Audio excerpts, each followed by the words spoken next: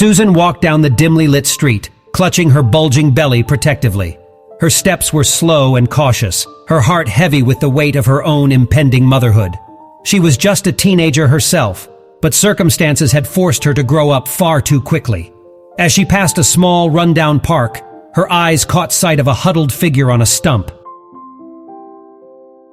It was a pregnant cat, her fur matted and dirty, eyes filled with fear and pain. Susan's heart went out to the helpless creature. She knelt down, her hand outstretched, hoping to offer a gentle touch. But as she reached closer, she noticed a deep gash on the cat's hind leg. Determined to do what she could, Susan carefully picked up the injured cat and cradled her in her arms.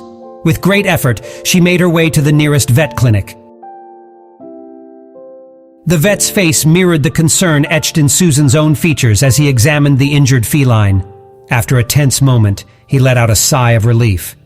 "We were just in time," he said. "The wound wasn't too deep, and with proper care she'll be just fine. But I have some news for you.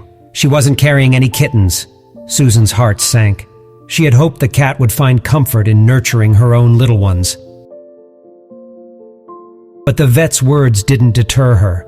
She had grown fond of the feline, and the connection she felt was unbreakable.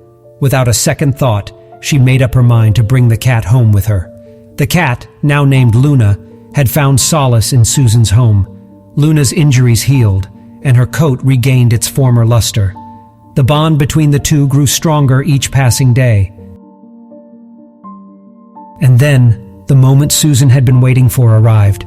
She gave birth to a beautiful baby boy. As Susan cradled her newborn in her arms, Luna crept into the room. The cat's eyes held a glimmer of curiosity, but also something deeper, a sense of understanding. Luna approached the crib with caution, sniffing the air as if deciphering a secret code. And then, without warning, she gently jumped into the crib, nestling herself beside the baby. From that moment on, Luna became not only a companion to Susan, but also a second mother to the baby boy. Nights were the most magical. Susan would tuck her son into his crib, and Luna would promptly curl up beside him, her rhythmic purring soothing the baby into a peaceful slumber.